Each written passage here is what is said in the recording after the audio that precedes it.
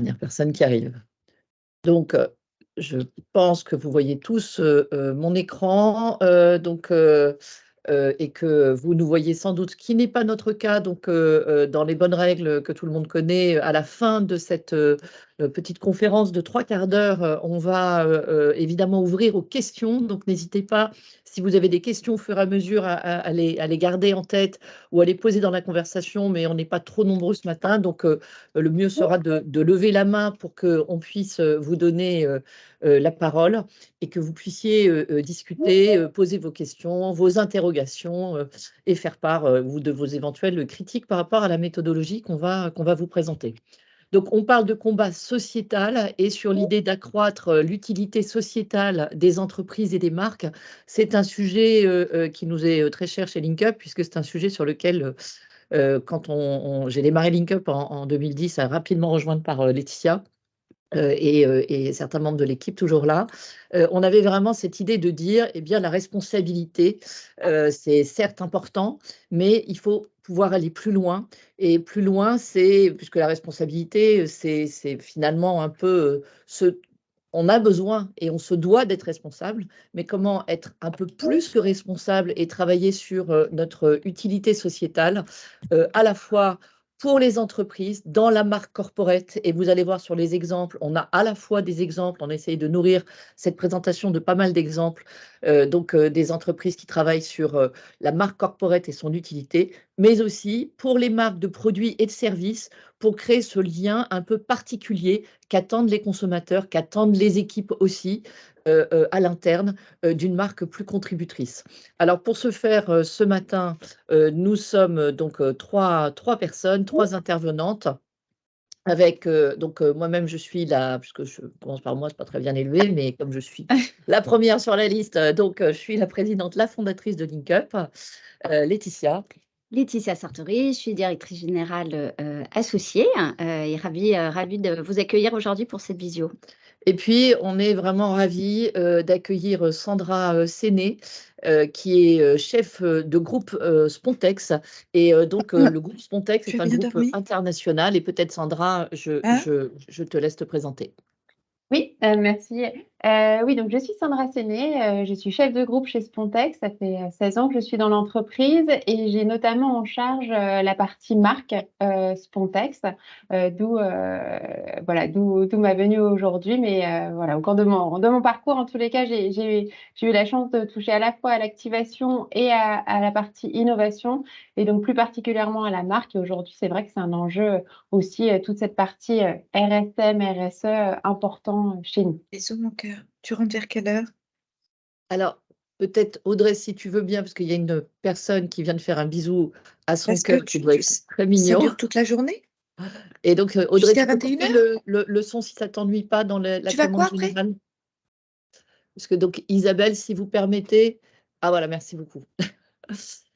Alors, on enchaîne. Donc, chez LinkUp, pour ceux qui nous connaissent, hein, et pour ceux qui ne nous connaissent pas peut-être, notre travail, c'est vraiment de travailler sur, l'idée d'accompagner les marques et les entreprises, à la fois à construire, à nourrir, souvent avec, des V2, hein. Les entreprises et les marques sont déjà, très souvent, évidemment impliquées dans les sujets de responsabilité, mais d'aller un peu plus loin sur, l'utilité sociétale. Comment, au-delà de son propre métier, mais proche de son ADN, on est capable aussi d'être plus contributeur à la société dans la conduite, du pilotage et dans la conduite de la de la, mmh, de la feuille de route en fait, hein, de la marque et de l'entreprise, au niveau corporate comme au niveau marketing sur les produits, on va en parler ce matin. Et faire donc de l'engagement un véritable levier de fidélisation des consommateurs, un levier de performance. Et donc c'est vraiment notre mission, on est entreprise à mission et l'idée c'est de vraiment d'accompagner nos clients sur, toutes ces démarches et également parfois des changements de comportement. Les consommateurs, l'idée, c'est vraiment aussi de les embarquer et que parfois, leurs gestes dans la consommation des produits et des services ou bien les changements de comportement aussi parfois à l'interne peuvent être vraiment des leviers d'accélération, de la contribution, de l'entreprise ou de la marque. Et donc, on est évidemment certifié B Corp compte tenu de notre métier. Et puis aussi, on mène des travaux dans le cadre du crédit impôt recherche, des travaux de recherche et notamment à venir, je le dis parce que c'est un sujet, je pense, qui va aussi beaucoup concerner des marques de produits et de services, et enfin, surtout de produits pour l'instant. On travaille par exemple en ce moment sur des projets de recherche sur l'impact de l'éco-score et la manière dont il est perçu par les consommateurs avec des expérimentations en Living Lab, donc sur le terrain, notamment avec l'INRAE.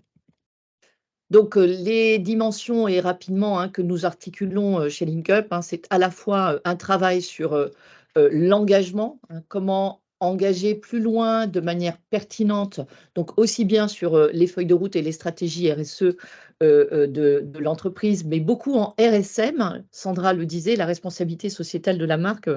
En 2017, j'ai écrit un livre sur ce sujet, sur la promesse augmentée. On va un tout petit peu en reparler dans une minute. On travaille aussi, bien sûr, sur le récit. Comment mettre tout ça en récit pour le rendre visible, appropriable, compréhensible par les consommateurs? C'est souvent un sacré challenge parce que lorsqu'on a des engagements qui sont très nourris, eh bien, c'est parfois compliqué au niveau marketing, au niveau de la communication, d'en faire un récit appropriable pour toutes les parties prenantes, mais pas seulement les parties prenantes externes, mais expertes, pardon, mais aussi les consommateurs, et comment mobiliser non seulement à l'interne, j'en parlais à l'instant, les clients, et plus largement les parties prenantes autour de cet engagement de l'entreprise et de son, pas seulement de son combat, mais de sa feuille de route RSM. L'engagement des entreprises, de notre point de vue, on a vraiment aujourd'hui un changement d'air. Quelque part, j'ai envie de dire, les 5 dernières années où on a souvent parlé de…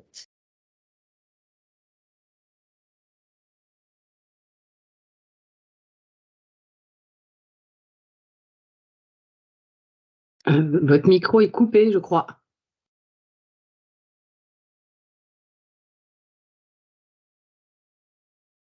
Si mon micro est coupé. C'est pas là, donc ça veut dire… Si, je pense que c'est ça. Est-ce que vous m'entendez? C'est bon, Oui, c'est bon. Ah oui, c'est mieux avec le son.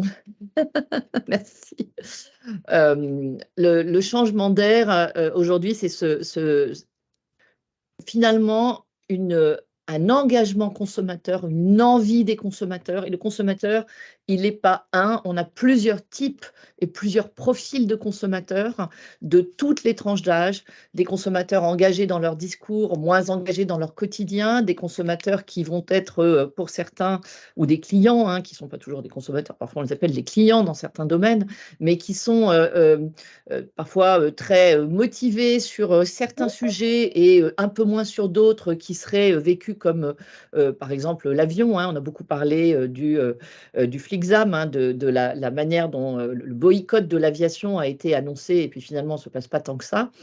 Mais voilà, mais globalement, on a quand même cette envie, dans la norme sociale qui est en train d'évoluer, de montrer qu'on a un peu changé sa façon de choisir ces points de consommation. Et peut-être que j'exclurais de ça, les gens qui sont très contraints, puisque vous verrez à la fin de cette présentation, on va parler d'un cas sur les consommateurs qui aujourd'hui ont des budgets alimentaires très contraints, par exemple, et pas qu'alimentaires, et la difficulté pour eux de faire des choix plus engagés, puisqu'on aurait tendance à dire c'est un phénomène de gens plus éduqués qui veulent contribuer, mais pas du tout, puisque de nombreuses études récentes montrent que les gens qui ont moins de pouvoir d'achat, qui sont moins éduqués, qui sont plus dans des CSP confrontés à l'inflation notamment, ils ont eux aussi envie de contribuer dans leur consommation.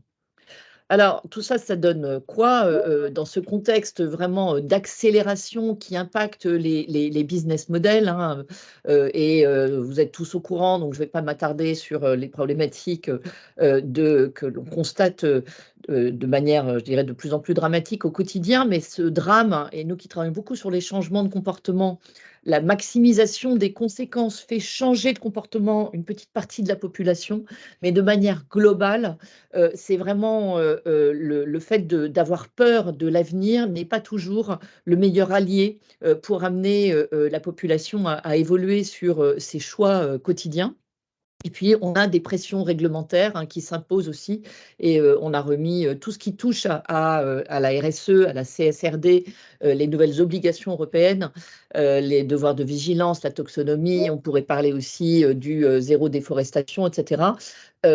J'insiste un peu sur les scores, puisque vous l'avez sans doute lu comme nous, les scores et notamment l'éco-score, la feuille de route du gouvernement, du ministère de la Transition écologique est maintenant claire dans la volonté de développer l'éco-score à partir du 1er janvier 2024 et avec cette ouverture qui finalement va peut-être être à la fois une opportunité, mais une complexité de plus à gérer en disant, et en même temps, on laissera un peu à chacun le fait de développer son propre système complémentaire. Mais donc, il y a de plus en plus d'éléments d'arbitrage dans l'alimentaire. On avait déjà le Nutri-Score. Et donc, tout ce contexte amène et se traduit finalement par des attentes de la part des consommateurs.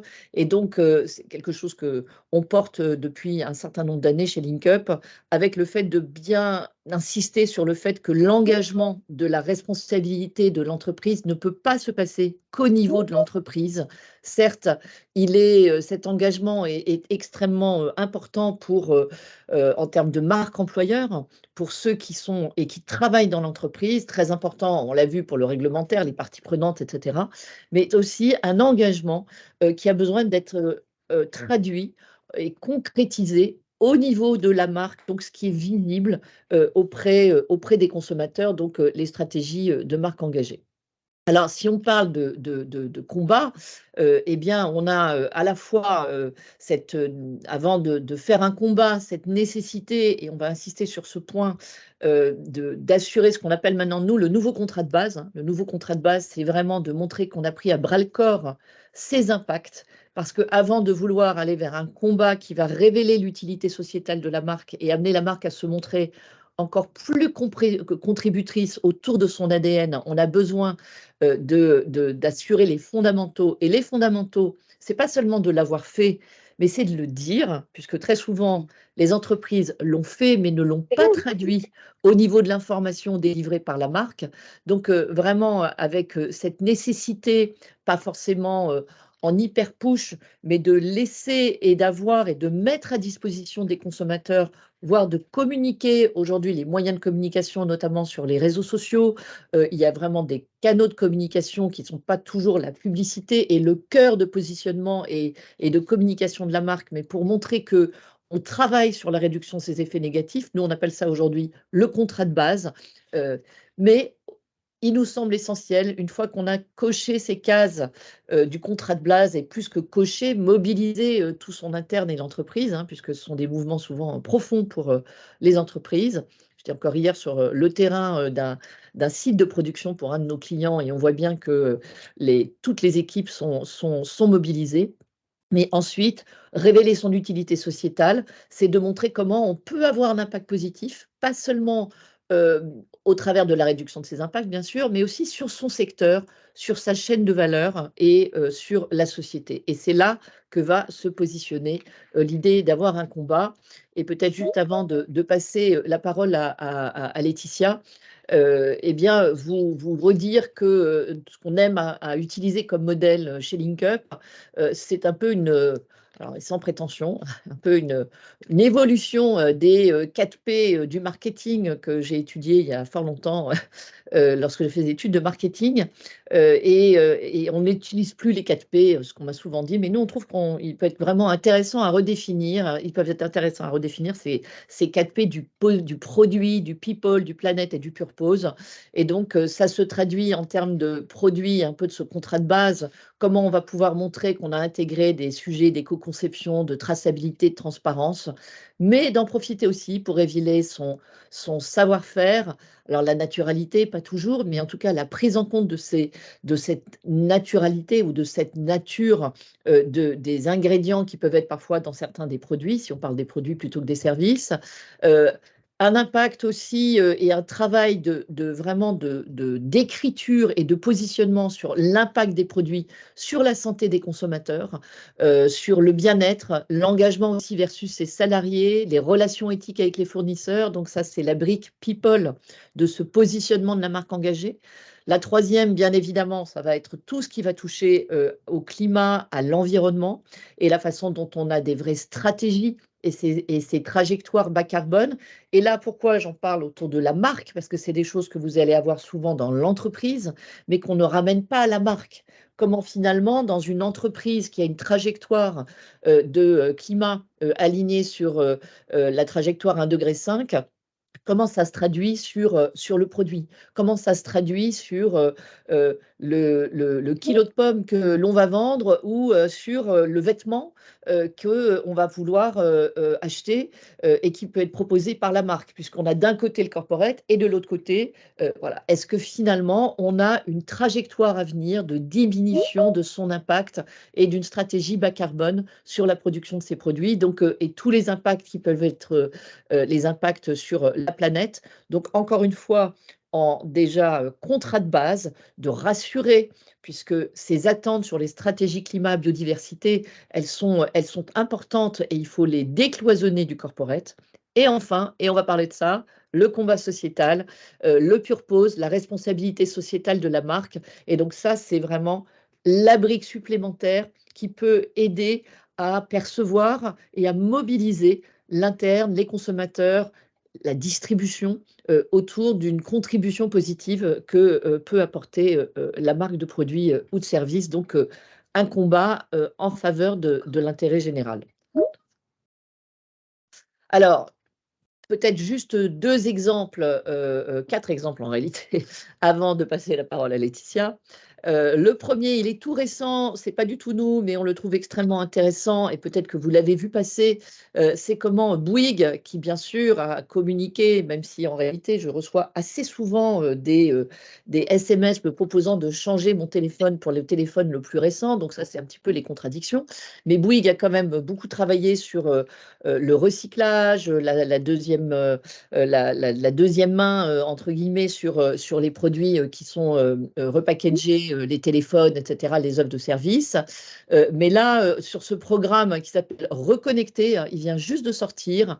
Donc, c'est une série d'épisodes qui ont été réalisés avec Léna Situation, que peut-être certains d'entre vous, vous la connaissez. Et on voit le papa de Léna Situation en bas à gauche de l'écran, sur l'idée de la reconnexion avec ses proches et notamment la lutte contre le cyberharcèlement. Donc là, on a un combat sociétal qui peut amener à percevoir la manière dont Bouygues est très engagé sur ces sujets fortement d'actualité et avec un traitement extrêmement intéressant de notre point de vue sur la manière de finalement susciter le débat dans les familles et aider à aborder ce thème avec les jeunes dans les familles.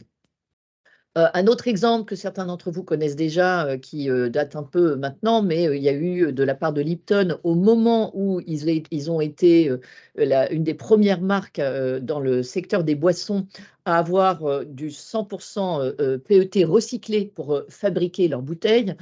En réalité, ils avaient d'un côté un peu cette problématique de disponibilité du plastique recyclable en France et de cette contrainte, ils en ont fait finalement une opportunité pour se dire, eh bien, on va mobiliser les jeunes qui consomment beaucoup leurs produits et lancer un grand mouvement, le mouvement de la génération tri, en s'appuyant là aussi sur des influenceurs sur les réseaux sociaux. C'est une opération qu'on a montée avec M6 et avec, dans cette stratégie, la volonté déjà de montrer comment Lipton, et c'était en d'autres packs, était engagé sur ce que j'ai appelé le contrat de base, le sourcing durable, la nutrition, la manière de s'approvisionner et de créer leurs recettes, donc pour faire le thé de Lipton Ice Tea.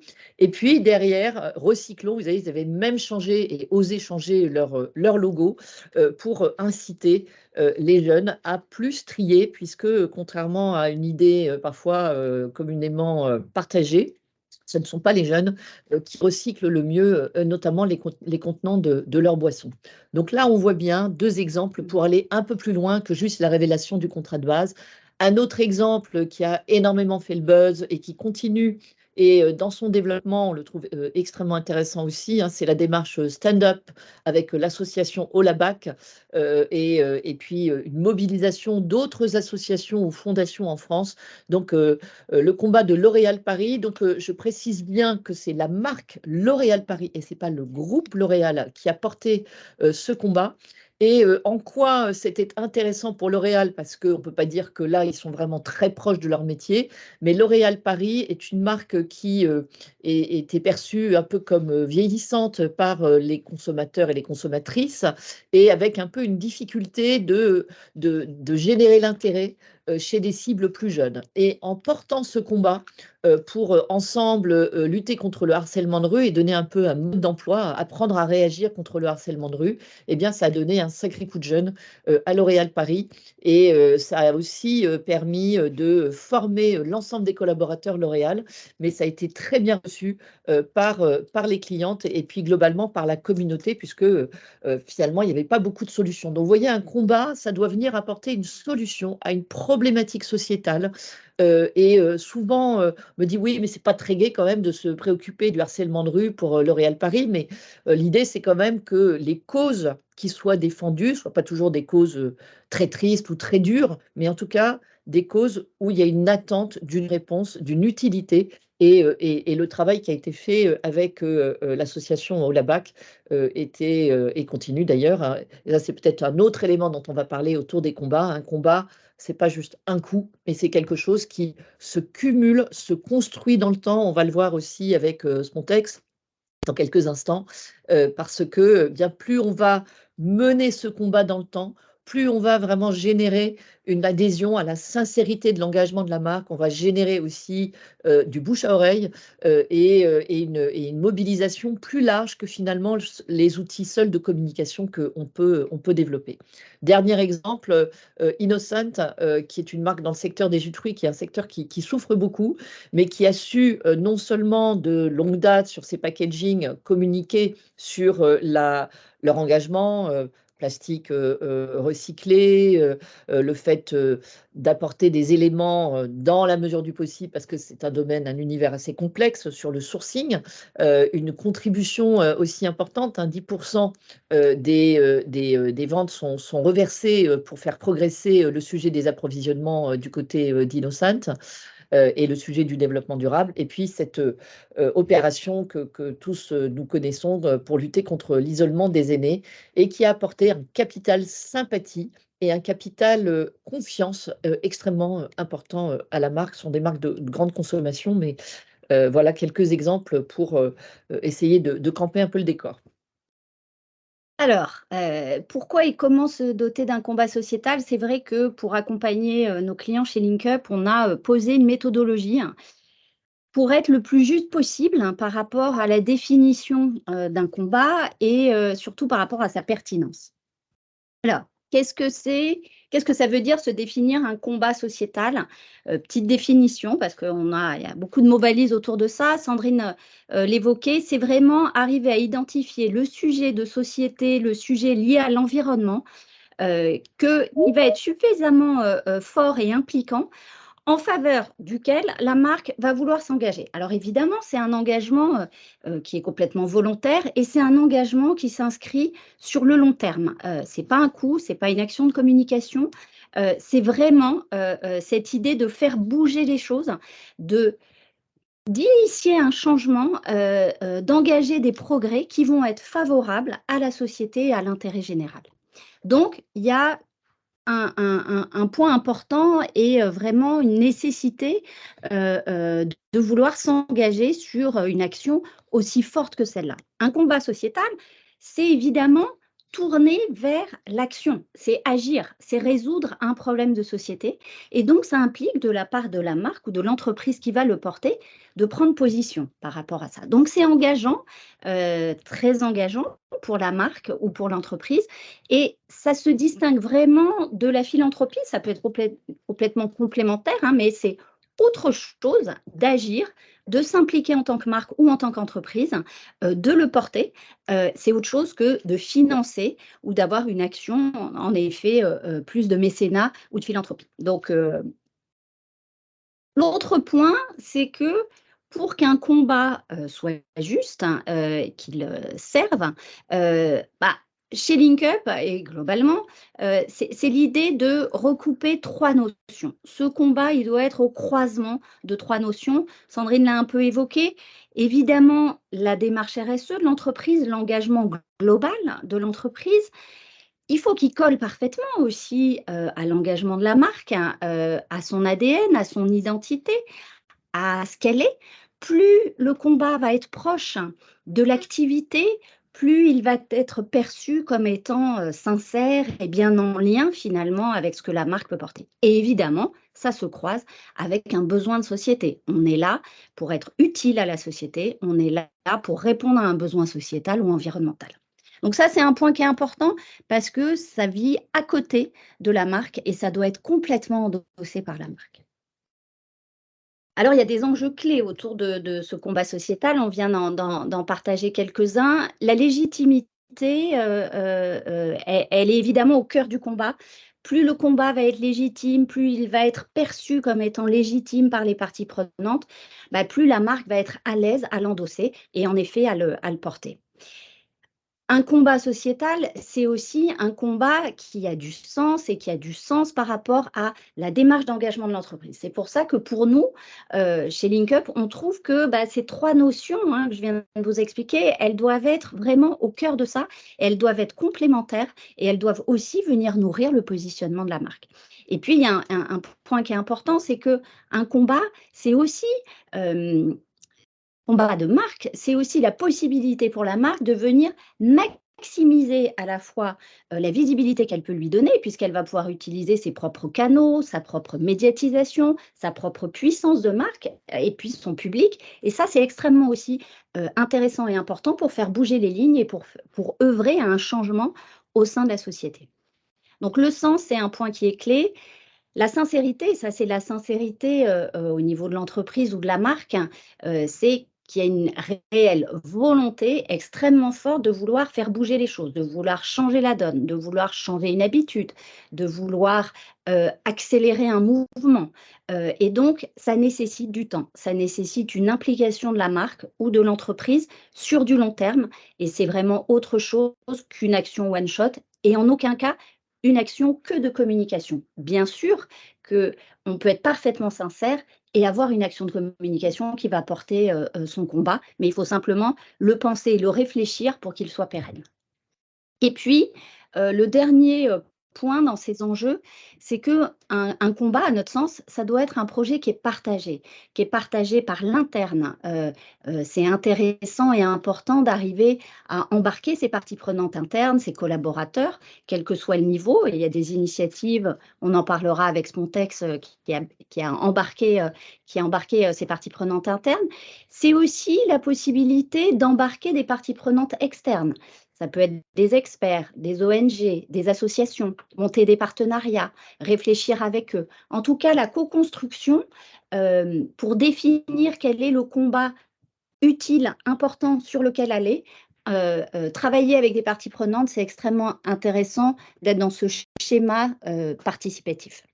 Voilà un petit peu pour les enjeux qui nous semblent clés quand on définit un combat. Et c'est ce que je vous disais en introduction, on a essayé de poser une méthodologie qui est une méthodologie qui fonctionne très bien, qu'on a pu éprouver.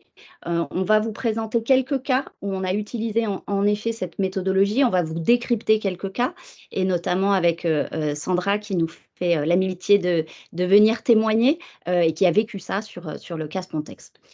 En tout cas, cette méthodologie, c'est une véritable démarche de co-construction pour aboutir à un combat qui va être non seulement utile à la société, mais pertinent et juste pour la marque qui le porte. Première étape, ça nécessite une immersion dans la marque, dans son marché, de notre part, de la part de l'agence qui va accompagner la marque, d'être bien clair sur les domaines de légitimité, sur les zones, d'être cohérent par rapport à la marque et de bien comprendre en effet ces points-là. C'est un travail qu'on mène évidemment avec les équipes internes, marketing et RSE. De ça, on va commencer à identifier quels sont globalement les grands besoins sociétaux et de pouvoir définir des premières pistes de combat sociétal qui nous semblent intéressants, qu'on va partager avec les équipes RSE, marketing. C'est à cette étape-là aussi où on peut interroger les parties prenantes, internes et externes, pour voir en effet à la fois sur les besoins sociétaux et sur ces premières pistes de combat, d'arriver à les faire réagir. La troisième étape, une fois qu'on a défini en général sur ces premières pistes de combat, on peut en définir 3, 4. Pour ce contexte, on en avait défini même 5. On va resserrer, on va travailler en mode workshop avec les équipes internes, parfois avec des experts, des parties prenantes externes, et on va approfondir, on va poser chacune de ces pistes de combat, regarder si ça fait sens par rapport aux valeurs de l'entreprise, identifier quelles pourraient être les actions qui vont nourrir ce combat, regarder quels sont les partenaires potentiels. Et c'est un travail qu'on va mener en co-construction avec les équipes internes. C'est aussi une façon d'embarquer les équipes internes sur ces différents combats, puisque un combat de marque, ça doit aussi être porté à tout niveau et par tous les collaborateurs de l'entreprise. Et puis, on va resserrer avec les collaborateurs. Ça permet de poser en fait ces différents combats, d'identifier ceux qui vont être les plus légitimes, ceux avec lesquels les parties prenantes internes de l'entreprise sont les plus à l'aise aussi. Et ça permet aussi, nous, en tant qu'agence conseil, d'identifier les zones de risque.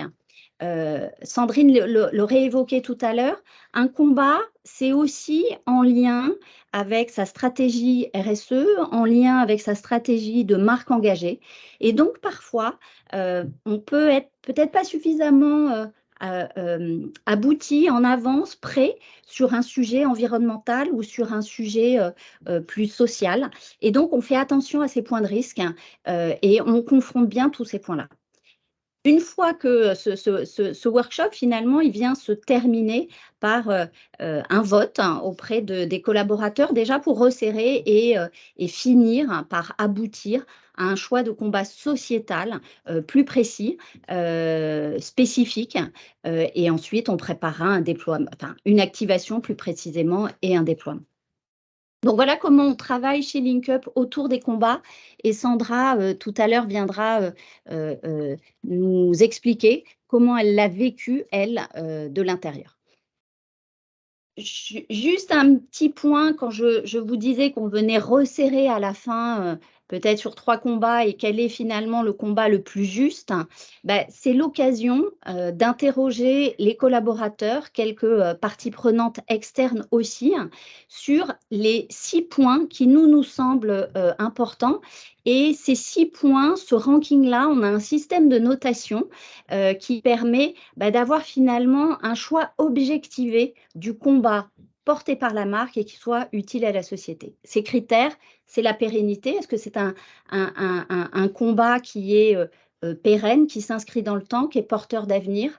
Est-ce que c'est un combat qui est singulier pour la marque et suffisamment innovant? Est-ce qu'on va vraiment faire bouger les lignes?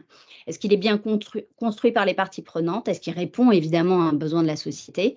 Et est-ce qu'il est légitime et bien en adéquation avec les valeurs de la marque? Chacun de ces points, on va les ranker, on va attribuer une note, et ça permet en effet de choisir un combat pour l'entreprise ou pour la marque qui soit complètement objectivé. Et puis pour terminer sur ces critères, c'est aussi l'occasion, le travail sur le combat sociétal, de travailler en mode workshop, d'avoir une approche Fab Lab, que ce soit au moment de la définition du combat, de la réponse aux enjeux de la société, ou au moment de l'activation, comment on active ce combat, quels sont les bons partenaires, quelles sont les actions légitimes. Cette approche Fab Lab, c'est-à-dire travailler bien sûr avec les équipes de la marque, quelles qu'elles soient, engagement, RH, parfois en fonction du combat, mais aussi faire venir des experts extérieurs, des sociologues, des psychologues. Ça a été le cas sur le combat pour Pontex, des associations. Sandrine nous en parlera sur le cas de la Fondation Nestlé. Bref, ça peut aussi être des retailers, des influenceurs qui peuvent nous aider aussi dans les activations. Voilà, donc cette approche Fab Lab, elle est extrêmement intéressante à la fois dans la définition des combats, mais aussi dans son activation. C'est quelque chose auquel on croit beaucoup chez LinkUp. Voilà un peu pour vous dépeindre un peu la méthodologie et comment on avance sur ce type de combat. Je vais passer la parole à Sandrine sur le décryptage de la Fondation Nestlé. Alors, la Fondation Nestlé, alors vous allez dire, mais un combat, vous nous parlez d'une marque. Est-ce que la Fondation Nestlé, c'est une marque? Oui, Nestlé est une marque corporate et agit un peu comme telle, puisque vous savez qu'il y a une constellation, il y a plusieurs marques qui portent les produits de Nestlé en France. Et autour de cette fondation qui est justement là pour nourrir la marque ombrelle Nestlé France, l'idée était la fondation a quasiment 15 ans, enfin un peu plus de 15 ans.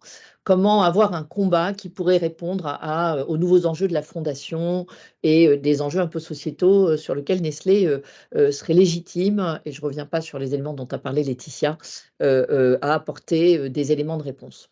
Donc déjà, on a retravaillé sur le positionnement, je vais rapidement là-dessus, mais l'idée, ça a été de passer d'une fondation qui s'intéressait à l'alimentation des familles au global à aujourd'hui l'idée de lutter contre la précarité alimentaire et de renforcer le lien social par l'alimentation. Donc, il y a eu un peu une tension un peu plus forte autour de l'utilité de ce que peut apporter la Fondation. Et avec cette idée pour la Fondation de redéfinir sa mission autour de donner le goût d'une bonne alimentation. Alors, vous allez voir, facile à préparer, hein, puisque on est beaucoup dans les domaines de l'alimentation et en santé publique, dans une volonté de ramener les gens à faire la cuisine. Et je vais parler dans un instant d'une étude quantitative qui a été menée à cette occasion et qui montre qu'un Français sur deux n'aime pas cuisiner. Et là, l'idée, ce n'était pas de dire on s'intéresse qu'à ceux qui n'aiment pas cuisiner, mais en tout cas, dans le quotidien des personnes qui ont des tas de contraintes, c'est comment on apporte cette facilité de préparation durable, pour être vraiment dans les enjeux de l'époque et très lié à l'ADN de Nestlé aujourd'hui, qui est très engagé dans un programme RSE ambitieux autour de l'agriculture régénératrice, la trajectoire climat, etc. Et puis, une alimentation génératrice de lien social. Donc, l'idée, c'est que dans la précarité, c'est pas d'apporter une réponse à l'urgence alimentaire. Il y a des associations qui font ce travail-là et que Nestlé également soutient par ailleurs. Mais là, l'idée, c'était d'apporter une complémentarité, apporter une réponse. Et la réponse, en fait, elle a été définie à la fois en menant une étude quantitative sur un échantillon surreprésentant les personnes qui sont en vulnérabilité alimentaire, donc qui a fait émerger, elle est parue dans la presse la semaine dernière, parce que c'est juste sorti la semaine dernière. 36% des Français aujourd'hui seraient dans une forme de vulnérabilité alimentaire, enfin surtout d'insécurité alimentaire, hein, pardon, le terme c'est l'insécurité alimentaire qui a été défini par l'ANSES en 2015. Et l'idée, c'était de mieux comprendre quels étaient les besoins, et pas juste les besoins alimentaires, mais les besoins en équipement, les besoins en termes d'organisation, de temps, les connaissances aussi des populations qui sont en situation donc, de précarité alimentaire pour bien appuyer et mieux cerner le dispositif. Un Fab Lab, un dispositif qui a été co-construit avec des acteurs de terrain, des sociologues aussi qui ont fait des études sur le sujet précisément de la précarité alimentaire. Et notamment, par exemple, vous allez comprendre dans un instant, qui démontre que les travaux, que les personnes qui sont en insécurité sont très connectées, hein, ils ont éventuellement pas de plaque de cuisson, pas de four à micro-ondes et sont sous-équipés, mais ils ont tous un smartphone quasi. Évidemment, je ne parle pas des gens qui sont dans la rue, hein, je parle de gens qui sont en insécurité alimentaire, mais qui vivent sous un toit. Et l'idée, ça a été de préfigurer lors de ce Fab Lab de co-construction avec 25 personnes, des personnes aussi de l'interne, un dispositif, une action phare, et notamment la création d'une plateforme collaborative Entraide Plat Dessert. Donc, ça a été juste lancé la semaine dernière. Vous voyez un certain nombre de partenaires, les banques alimentaires, Voisins Malins, la Croix-Rouge, VIF, les petites cantines, et beaucoup d'autres encore qui participent à ce dispositif, et avec l'idée d'avoir un dispositif ambitieux qui est aujourd'hui en phase de test, mais qui est déjà en ligne, hein, vous pouvez aller le voir, à la fois sur Instagram et TikTok, et un dispositif pour inciter en fait les bénéficiaires de l'aide alimentaire ou pas, les personnes qui ont des solutions, ça peut être aussi vous et moi, à partager des solutions à moindre coût, puisque le constat était aussi de voir qu'il y a des personnes qui ont des solutions et l'idée, c'est d'être dans cette communauté un peu bienveillante pour partager pardon, les idées anti-gaspi, les astuces, les conseils de nutrition, avec aussi la collaboration des nutritionnistes de Nestlé. Donc, on est vraiment dans un lancement qui va se faire dans le temps, mais de voir comment cette plateforme, à la fois, devient un outil de médiation pour ces acteurs de terrain, pour parler de ce sujet avec la communauté de ceux qui viennent bénéficier de l'aide alimentaire. Au passage, l'étude a montré que seulement 20% des gens qui pourraient bénéficier de l'aide alimentaire vont à l'aide alimentaire, parce que souvent, ils ont honte. Et l'idée, c'est de faire contribuer le plus possible au travers de cette plateforme. C'est un dispositif qui va évidemment se développer dans les années à venir et notamment avec une vraie accélération en 2024. Autre sujet d'actualité, Spontex. Donc, Spontex a défini il y a 5 ans maintenant sa stratégie RSE au niveau du groupe MAPA Spontex. Puis Spontex a défini sa stratégie de marque engagée. Et finalement, dans cette lignée, le souhait de définir un combat sociétal est arrivé. Il y avait vraiment cette idée chez Spontex de pouvoir montrer en quoi la marque avait une utilité envers la société et évidemment, ça lui permettait d'asseoir sa posture de leader sur la catégorie et ça, c'est un point qui est évidemment important. Le sujet du combat qui a été choisi par Spontex, par les collaborateurs de Spontex, le sujet de la charge mentale domestique. Donc, un sujet, un combat sociétal fort avec des enjeux qui sont toujours là. Hein. Aujourd'hui, même si la société évolue, il y a encore des inégalités extrêmement fortes. Hein. Que ce soit en France, à l'étranger, on a mis quelques chiffres. Hein. Même si Le Monde faisait, non pas sa une, mais en tout cas un article il y a quelque temps en disant finalement, ça y est, il y a passons un coup de balai sur les stéréotypes. Les hommes sont de plus aux manettes, hein, sont de plus en plus aux manettes au niveau des charges domestiques. C'est pas encore totalement ça. Et en tout cas, il y a un certain nombre de points importants là-dessus. 3 femmes sur 4 souffrent de charge mentale. C'est pas une new news. Ce qui est intéressant, c'est que 40% ne connaissent pas le concept. C'est une étude qui a été faite par Procter & Gamble en Espagne il y a un peu plus d'1 an et demi maintenant.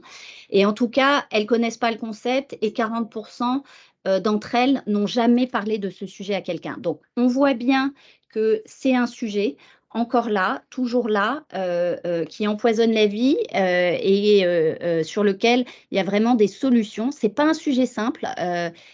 Et voilà, simplement, on a identifié les besoins et je vais te laisser, Sandra, nous expliquer un peu comment toi, tu as vécu ça d'un point de vue marketing, comment cette méthodologie sur laquelle on vous a accompagné, voilà, si tu peux témoigner de ton expérience et avec nous raconter. la contrainte de l'international, parce que je pense que ça, c'était aussi On va en parler aussi, ouais.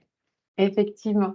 Merci Laetitia. Oui, donc nous, en fait, c'est un sujet sur lequel on a commencé. Donc la partie RSE, ça remonte à 5 ans. Et ce sujet de combat, en fait, on s'est penché dessus.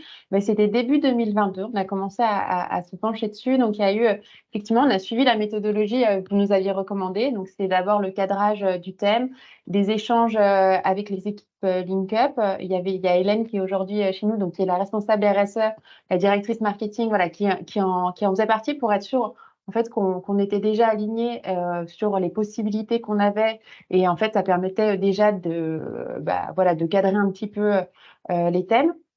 Qui nous a permis, en fait, ce qui vous a permis de travailler sur 5 combats potentiels qui étaient en adéquation avec la marque.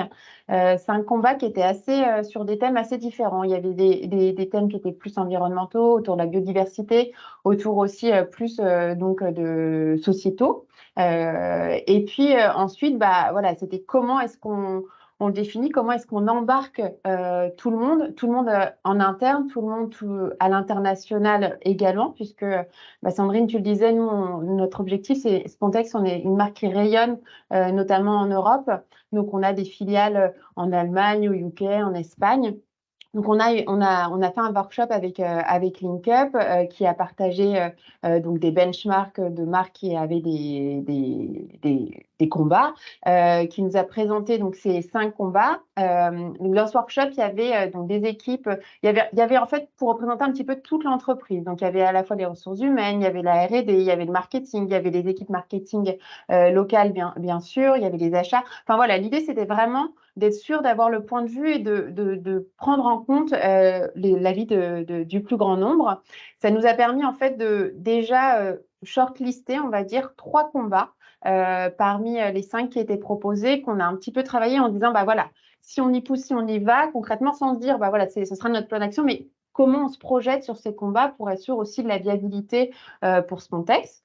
Donc, il y avait effectivement la charge mentale domestique qui en faisait partie, l'allègement de la charge mentale domestique, qui était celui qui recueillait aussi un grand nombre. Mais voilà, on en avait 3 qui étaient shortlistés. Et ensuite, pour définir vraiment quel était le plus adapté, effectivement, on a eu besoin d'avoir des critères objectifs. Donc, on a repris les critères que mentionnait Laetitia tout à l'heure, et puis auxquels on a rajouté aussi les critères qui nous semblaient importants pour nous, Spontex, qui étaient d'une part la possibilité de pouvoir aussi l'implémenter assez rapidement. On avait au moins les premières étapes, en fait. On ne voulait pas que ce soit un combat qui puisse être annoncé uniquement dans 3 ans, etc. On voulait être en mesure de pouvoir déjà commencer avec des petites étapes à bien prendre en main le combat. On voulait aussi être sûr qu'on raisonnablement se dire que, enfin, ça répond à un impact société, ça c'est un des critères, mais aussi que nous, notre rôle pourrait être assez important sur ce domaine-là. Et puis aussi, on a des contraintes d'investissement, hein, je pense, comme dans beaucoup d'entreprises. Donc voilà, c'est d'être aussi raisonnable et réaliste, en tous les cas, sur les investissements tant financiers qu'humains qu'on pourrait mettre autour de ce combat. Donc voilà, donc ça nous a permis en fait de définir et de valider aussi, c'est quelque chose qui est passé par le comité de direction, hein, de tous s'aligner ensemble pour dire le combat aujourd'hui que Spontex veut porter, c'est pour un allègement de la charge mentale domestique. Donc voilà, c'est ce qu'on se disait, c'est que c'est un combat qui fait sens aujourd'hui parce que on l'a vu avec tous les benchmarks, les études qui ont pu être faites, c'est qu'il y a une inégalité au sein des foyers aujourd'hui, et c'est quelque chose qui se note aussi à l'international, pas uniquement en France, dans tous les pays. Et Spontex veut changer, veut contribuer au changement des comportements au sein de la société en allégeant la charge mentale pour tous.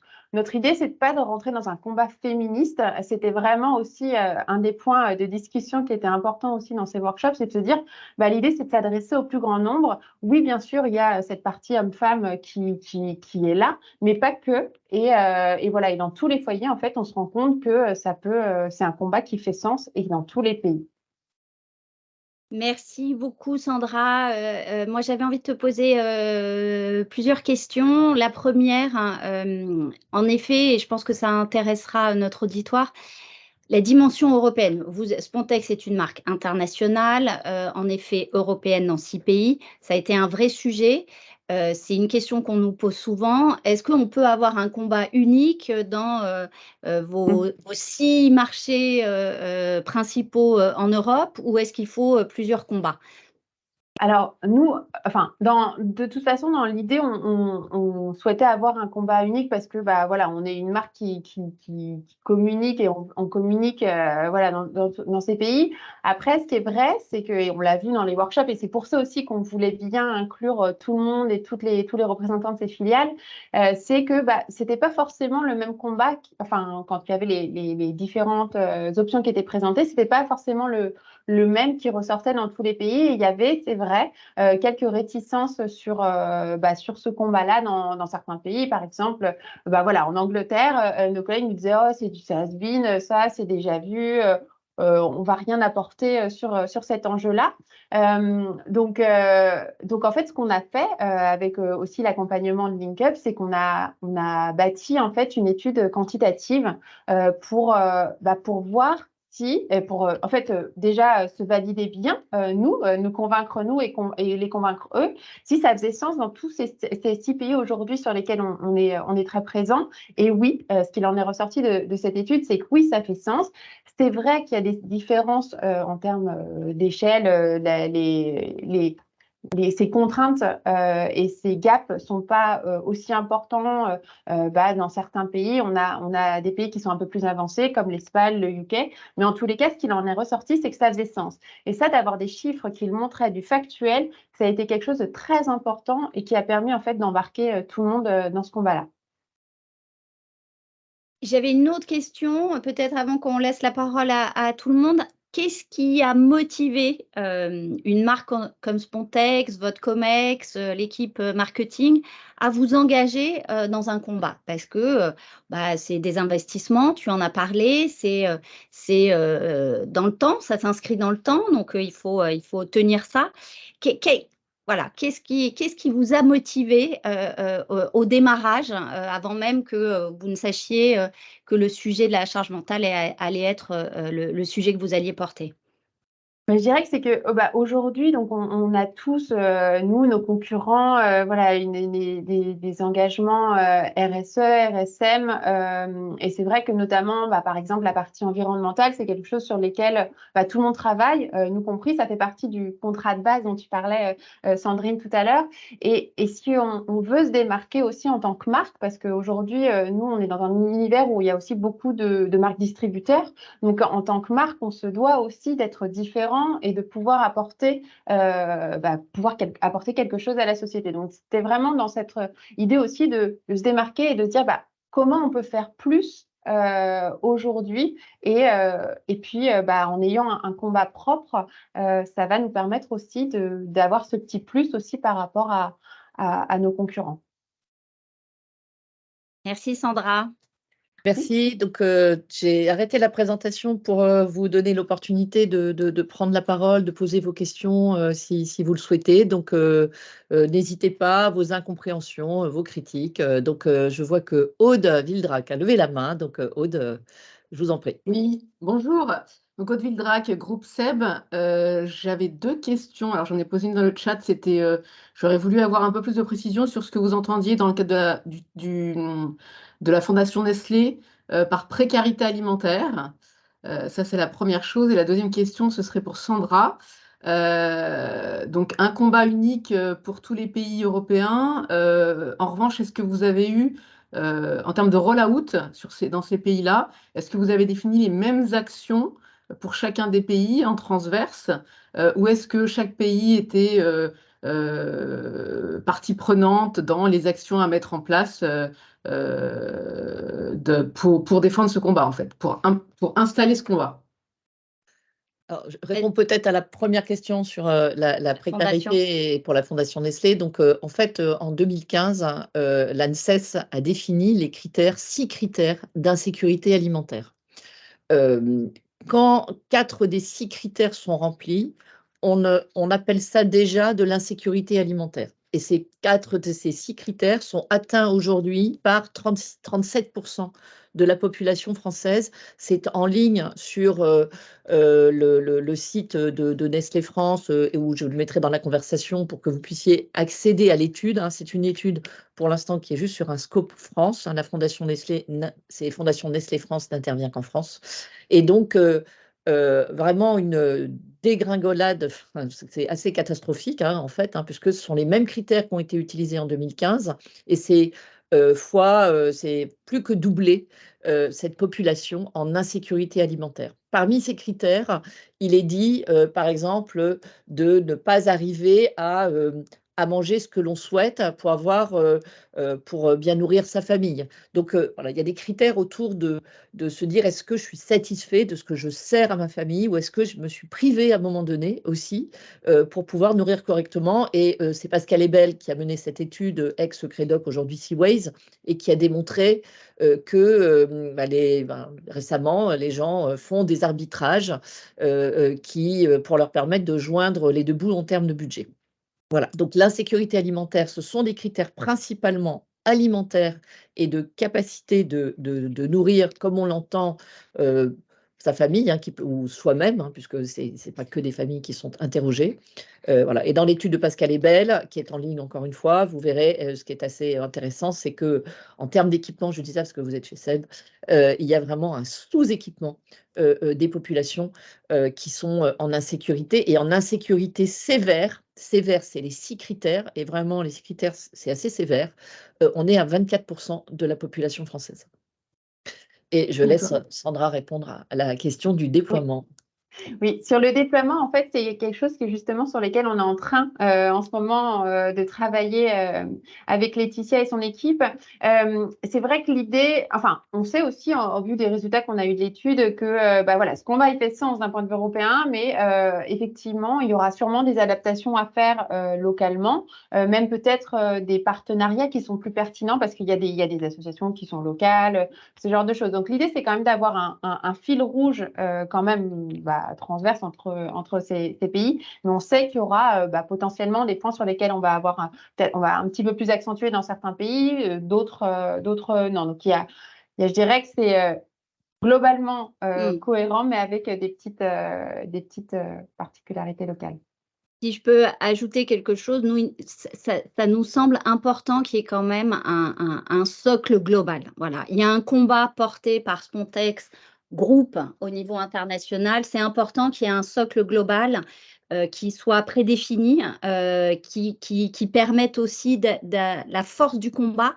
Et ensuite, évidemment, au niveau local, aussi en fonction de la maturité des pays. On l'a vu, Sandra, hein, il y a des pays qui sont plus demandeurs que d'autres, qui sont déjà un peu avancés sur ce sujet-là chez vous. Ça, donc, c'est sûr que ça va bouger en fonction des attentes aussi de la société. Oui. On l'a vu, et on l'a vu, nous, par rapport à l'étude, les mentalités en Espagne sur ce sujet, la charge mentale, ou en France ou en Italie, sont assez différentes. Donc, forcément, il va y avoir des personnalisations. Mais voilà, nous, on pense qu'il y a quand même un fil rouge global et un socle global qui va permettre d'avoir une force de frappe et de bénéficier aussi de la force de frappe et du média Spontex, entre guillemets, au global. Très bien, merci. De Mathilde Salama dans la conversation, qui nous demande si toutes les marques peuvent aller sur ce domaine sans donner l'impression de faire du washing. Et en disant que l'exemple Spontex est intéressant car inattendu. Alors, je pense que vraiment, ce sur quoi on a insisté, c'est que si on ne veut pas avoir l'impression ou donner l'impression qu'on fait du washing, c'est encore une fois se lancer dans un combat. C'est qu'on a déjà vraiment une stratégie et une feuille de route RSM solide et révélée. Révélée, ça ne veut pas dire que tous les consommateurs connaissent tout ce que fait Spontex, par exemple, en termes d'environnement ou en termes de prise en compte de la circularité, etc. Mais ces informations sont à disposition. Elles ont été aussi communiquées, puisqu'il y a déjà eu des communications. Il y a eu des communications aussi sur les parties prenantes, pour que justement il y ait bien cette perception que on a pris à bras-le-corps les enjeux de responsabilité aujourd'hui, environnementaux, sociaux, sociétaux, mais ça ne doit pas empêcher, et au contraire, une fois qu'on a mis à disposition, voire encore mieux, su communiquer, pas toujours facile, parce que certains parlaient, dire aux gens qu'on a une feuille de route SBTi flag, c'est pas forcément très compréhensible pour le consommateur. En revanche, on peut lui expliquer comment on est engagé sur les problématiques de climat, etc. Et pour nous, vraiment, ce combat, il peut être, l'idée d'avoir un combat, toutes les marques, à partir du moment où elles respectent le critère de la cohérence, la légitimité, le besoin, et le sens et la co-construction, et on insiste beaucoup sur cette notion de co-construction à la fois interne, externe. Pour nous, c'est vraiment essentiel de s'ouvrir aujourd'hui, de s'ouvrir. On aime bien aussi dans les co-constructions avoir des personnes qui sont un peu en dehors, qui ne connaissent pas forcément l'entreprise, qui vont apporter un regard un peu neuf, de travailler avec des chercheurs aussi sur des sujets lorsqu'on a mieux cerné son sujet, mais des chercheurs qui travaillent aussi sur la sociologie, sur le quotidien. D'amener aussi des personnes de terrain dans les Fab Labs. On aime bien faire venir des personnes de terrain aussi, donc de mixer les profils. Donc oui, à notre sens, on a vraiment un potentiel pour quasiment toutes les marques. Alors, je vois qu'il y a d'autres mains qui se sont levées. Merci, Oui, je vous Mathilde en prie. Salama. Du coup, j'écoutais votre réponse. J'avais juste un point complémentaire. En fait, ma question, elle posait plus sur le secteur d'activité. En Ah. fait, c'est-à-dire que c'est autant effectivement puiser bon, dans toutes les, enfin, tout ce que vous avez dit. Nous, on est entreprise à mission, donc je vois très bien effectivement voilà, là où on va puiser. C'était plutôt, en fait, Spontex m'a étonnée parce que je me disais, mais enfin, pour moi, c'est une éponge. Donc, quel est le lien entre une éponge et un engagement C'est sociétal? vrai que Et j'ai trouvé que c'était très juste, mais je me disais, est-ce que tous les secteurs d'activité finalement peuvent se prévaloir? Est-ce que Total Energy peut faire un engagement sociétal?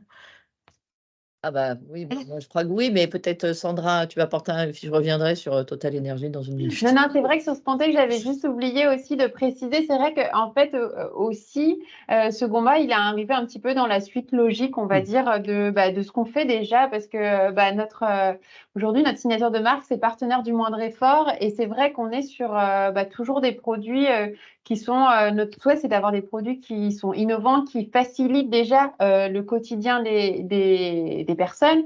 Et donc, avec ce combat, en fait, on va un step plus loin. Donc, c'est vrai que c'était aussi déjà un petit peu en adéquation avec.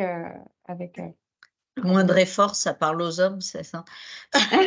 Bon, aux femmes aussi, hein, je Voilà, pense moi que tout le aussi, monde, hein, tout le monde Moi aime bien aussi, avoir c'était sa une vie joke. facilitée. Merci beaucoup pour ces réponses très enrichissantes. Merci. Alors juste, bon, Total Énergie, je pense que on a un exemple là d'une marque chapeau qui couvre différents types d'activités. Il se trouve que au Forum AgroParisTech des étudiants la semaine dernière, il y avait des stands de 90 entreprises, dont Total Énergie qui étaient là, très challengées par des étudiants. Dans Total Énergie, il y a plusieurs types d'activités. Je pense que la cohérence est importante. Si d'un côté, on continue à être sur les énergies fossiles et qu'on porte un combat sociétal, par exemple, sur comment mobiliser les citoyens sur le fait de décarboner leurs habitudes, ça sera sans doute complexe parce qu'il y a cette notion de cohérence qui est très importante. Maintenant, au sein de Total Énergie, si la filiale qui développe, parce que beaucoup d'activités différentes chez Total. Et il y a un vrai aussi développement des énergies renouvelables.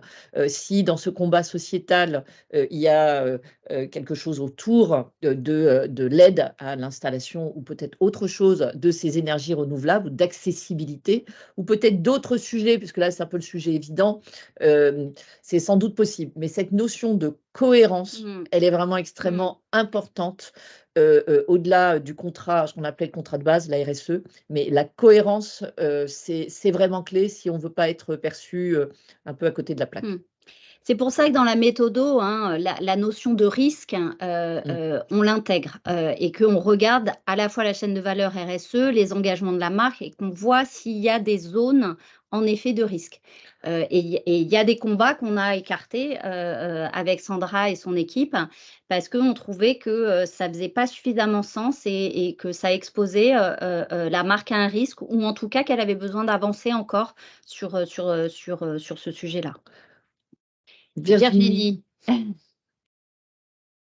Moi, j'avais une question. Oui, bonjour à tous. Je travaille chez Harmonie Mutuelle, donc on est aussi une entreprise à mission. On a ces mêmes questions-là autour des combats sociétaux et on travaille des différents sujets de la santé comme des combats, la charge mentale, le lien social, enfin différents sujets que j'ai entendus ce matin. Moi, j'ai une question qui porte plus sur l'impact. Vous avez parlé de l'impact. Comment vous mesurez l'impact de ce combat-là pour que justement on n'ait pas une perception qu'on est dans une logique pure de communication et justement voilà je mène des actions de com, mais non, j'ai un vrai combat avec des actions concrètes. Et comment vous mesurez cet impact-là?